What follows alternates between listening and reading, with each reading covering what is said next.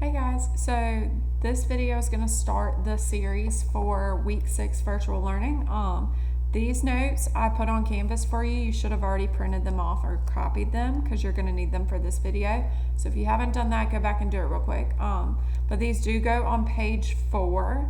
Just to recap, because some of you said you needed help with your notebooks, page 3 should have been your big picture notes from last Thursday. And page 2 should have been your solving examples / notes from last Wednesday. Okay?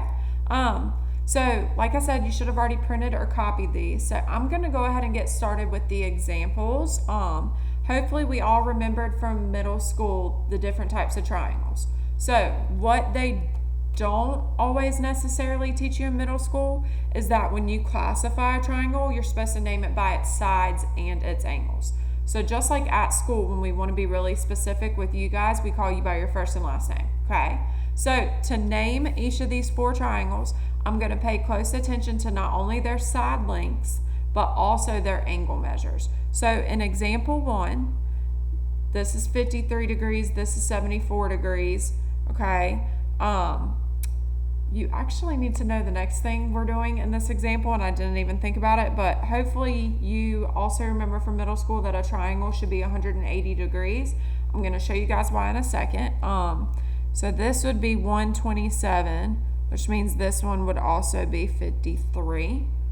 And then we need to talk about why. But these 2 angles are the same. Do you notice how these are all acute though? And then these 2 sides are the same. So this is an acute isosceles triangle. So 2 sides, 2 eyes, that's isosceles. And then all 3 of these angles are acute. Okay? Actually, I'm having a blonde moment. You didn't need to know this angle. So if 2 angles in a triangle are acute and they're greater than, I'm thinking 45 degrees, then the third one has to be acute, okay? But again, we'll talk about that in a minute.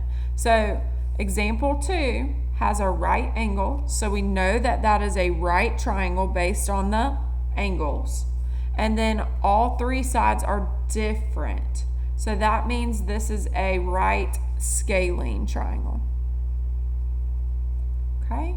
Example 3, all 3 sides are different, but the angle this time is greater than 90 degrees, which means it's obtuse. Hopefully you remember that from middle school. Acute angles are less than 90 degrees. I'm going to put it over here.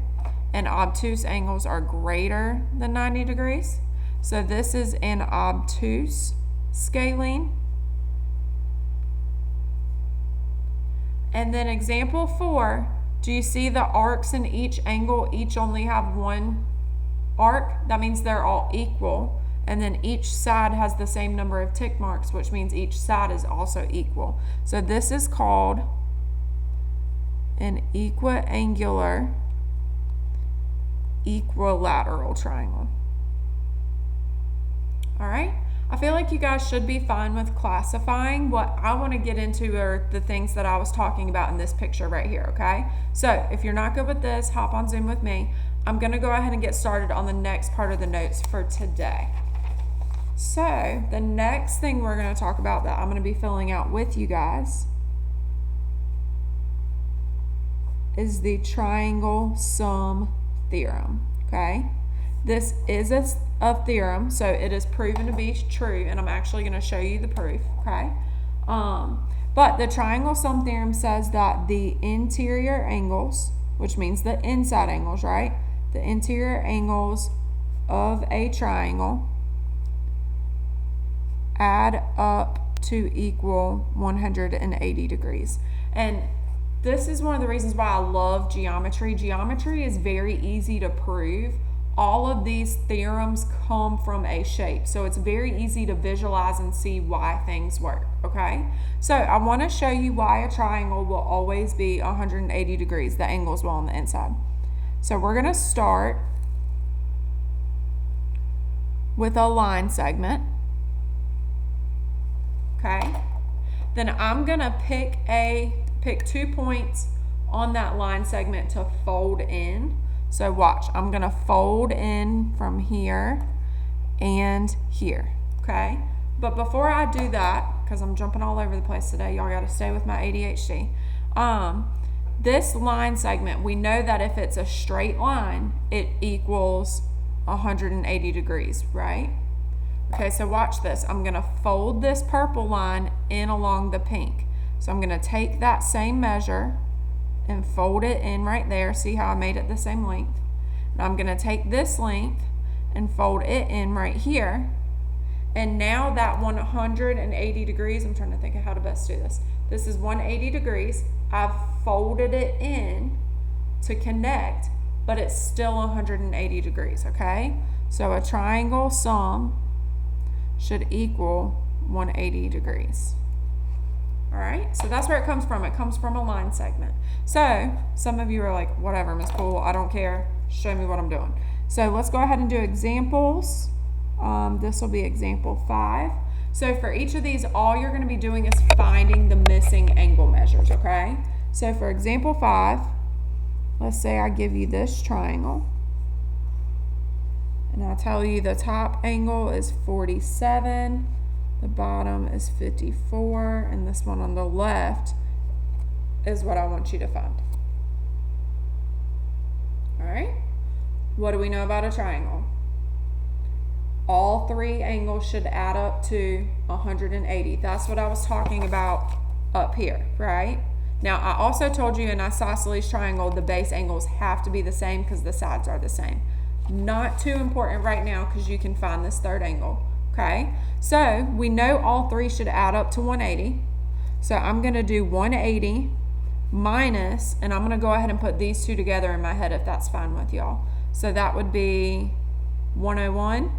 So 180 minus 101, x should equal 79 degrees. All right, and that's all you're doing. Now don't get out of here because they do get a little bit trickier, okay? So let's do example 6. And we've got, let's do a right triangle this time because why not?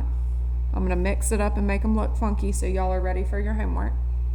Let's say this is 50 degrees, and this angle right here is 2x minus 2 degrees, okay?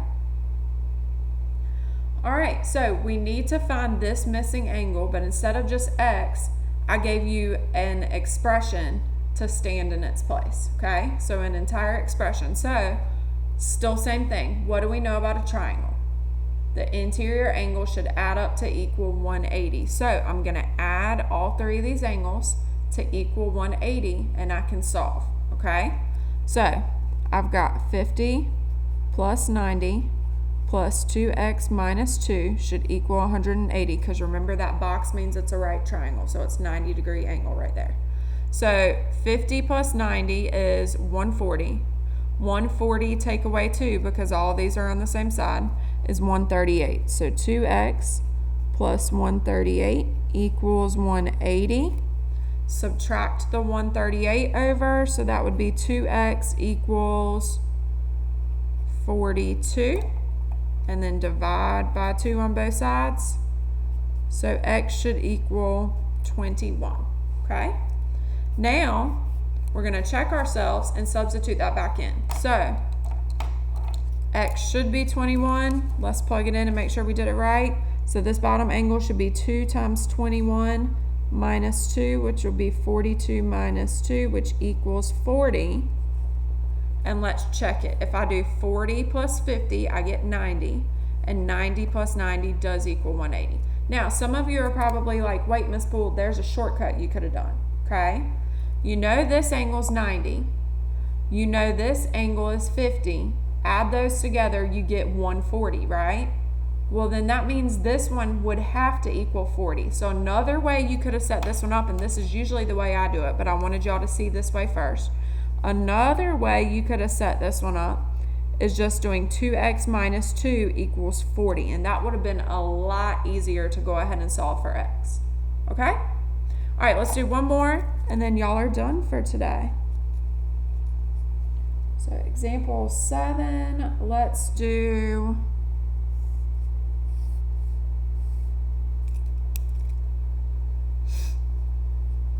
x plus 35 2x minus 10, and x minus 5. All